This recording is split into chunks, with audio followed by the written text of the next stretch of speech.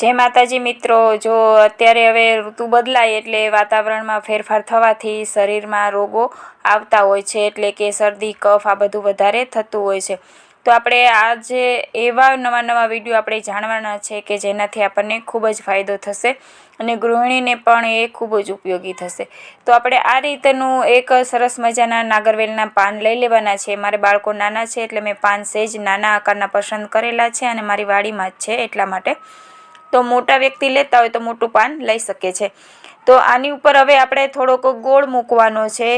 गोळ में छीणीने राखेलो छे, छरीथी एकदम झीणो भूको करी लीधेलो छे। आ रीते थोड़ोक गोळ मूकवानो छे अने पछी एनी उपर आपणे थोड़ीक चपटी सूंठ नाखवानी छे। मैं अर्धी चमची पण सूंठ नथी लीधी, तमे जुओ, कारण के नाना बाळकने देवानुं छे। सूंठ एकदम स्ट्रोंग होय छे, आदुनो जे पाउडर आवे छे ते।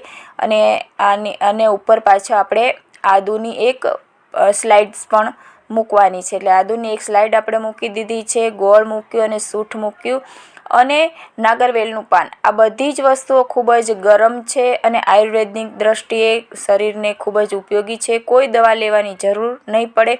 शरदी होय, कफ होय, गळुं बंध थई गयुं होय अने कफ खूब भरावो थई गयो होय एवी परिस्थितिमां पण तमे बाळकने रोजे नरણા कोठे सवारे अने सांजे एकवार આવી રીતે 2 વખત આપશો એટલે 2-3 દિવસની અંદર જ મટી જશે।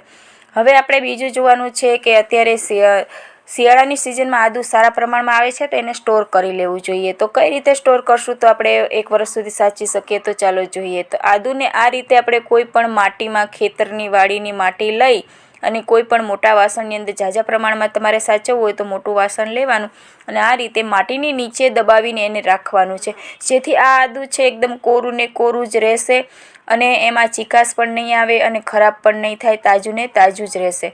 હવે લીંબુ પણ અત્યારે એવા જ ખૂબ જ સારા પ્રમાણમાં આવે છે અને સસ્તા પણ હોય છે, તો આપણે લીંબુને પણ સારા એવા સ્ટોર કરી શકીએ, જેથી ઉનાળામાં આપણે મોંઘા લીંબુ લાવવાની જરૂર ના પડે।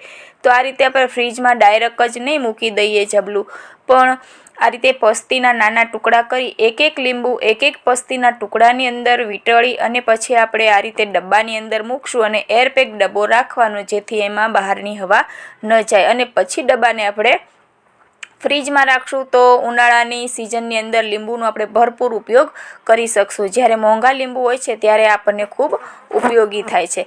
તો આ રીતે આપણે લીંબુને પણ 1 વર્ષ માટે સ્ટોર કરી શકીએ છીએ।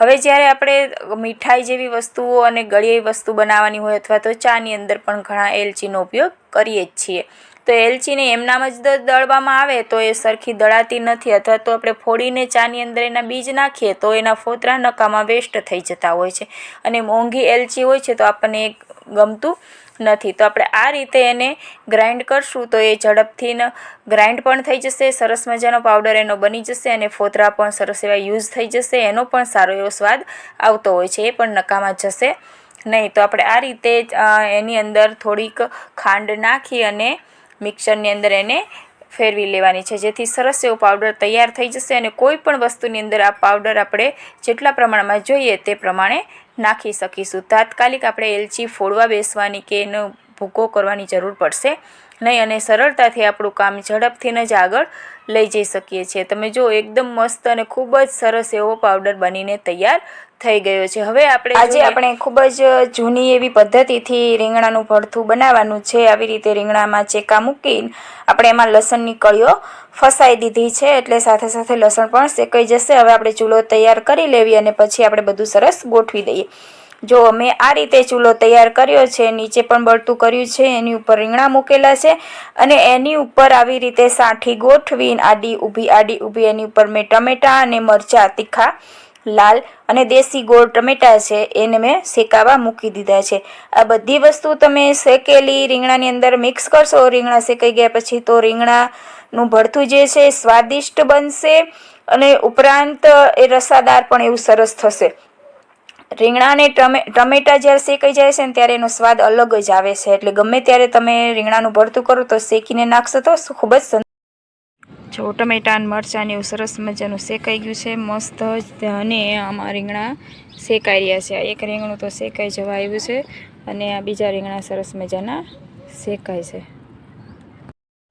આ રીતે બધું શેકાઈને સરસ મજાનું તૈયાર થઈ ગયું છે। જો રીંગણા પણ શેકાઈ ગયા છે, ટમેટા અને મરચાં બધું શેકાઈ ગયું છે। હવે આપણે બધું ફોલી નાખશું, છાલ ઉતારી નાખીએ, બધી જે કાળો ભાગ દેખાય છે એ ફોલી નાખશું। આપણે લસણ નાખેલું હતું એટલે લસણની કળીઓ પણ આપણે કાઢતા જઈશું અને બધું જ ફોલીને પછી આપણે એકદમ સરસ એવું છૂંદી નાખવાનું છે। મિક્સરનો એનો ઉપયોગ કરવાનો નથી, આપણે છૂંદણિયાનો અથવા તો લોખંડના દસ્તાનો ઉપયોગ કરી શકીએ છીએ। આ રીતે સરસ મજાનું ઝીણું ઝીણું છૂંદી નાખવાનું છે। હવે આપણે તેલનો વઘાર કરી નાખીએ। તેલ 2-3 ચમચી એટલે કે ચમચો લીધો છે મેં। તેલનું પ્રમાણ થોડુંક સારું રાખશું એટલે સ્વાદિષ્ટ બનશે। અને એમાં નાખશું રઈ પહેલાં તો, એટલે રઈ ફૂટી જાય પછી આપણે બીજું કામ આગળ થાય। હવે રઈ ફૂટી જાય ત્યાં સુધીમાં આપણે તો આ લીલી ડુંગળી કાપીને ધોઈને સરસ કરીને રાખી દીધેલી છે, એટલે હવે એનો પહેલાં વઘાર કરશું આપણે। પહેલાં ડુંગળી તેલની અંદર રઈ ફૂટી જાય એટલે જીરું નાખીને બરાબર સાતળી નાખવાની છે સરસ મજાની। અને સતળાઈ જાય અને એકદમ કલર બદલાઈ જાય ડુંગળીનો, પછી આપણે એમાં બીજા મસાલા કરશું। તો તમે જોઈ શકો છો કે ડુંગળી સરસ એવી સતળાઈ જવા આવી છે અને થોડીક થઈ ગઈ છે તેલમાં કકડાઈને। એટલે હવે આપણે એમાં લાલ મરચું, પછી ધાણા જીરું પાવડર અને હવે થોડીક હળદર નાખશું। બહુ હળદર નહીં નાખીએ નહીંતર પીળું થઈ જાય। અને હવે નાખી દઈશું સ્વાદ પ્રમાણે મીઠું। આ રીતે બધા મસાલા કરી નાખવાના અને પછી ઘડીક વાર સતળવા દેવાનું।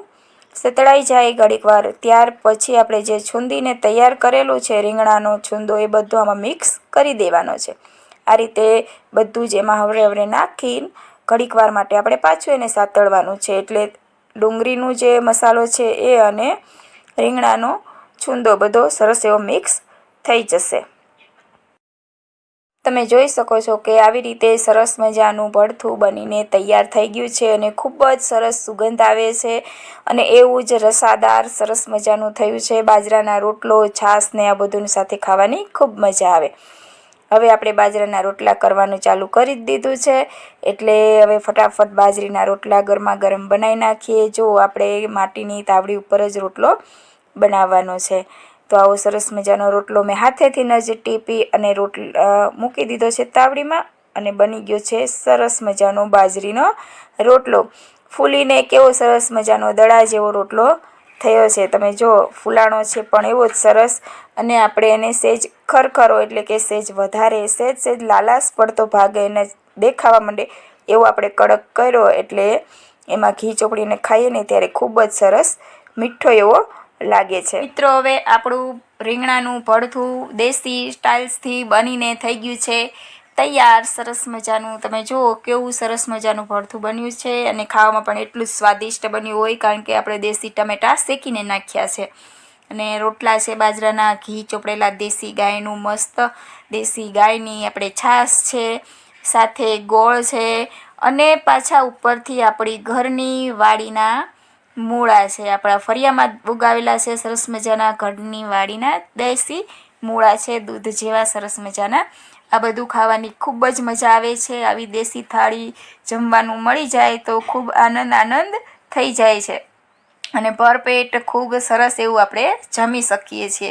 ચાલો મિત્રો, તો અમારી આ રેસીપી તમને કેવી લાગી? સારી લાગી હોય તો કમેન્ટ જરૂર કરજો અને લાઈક કરજો।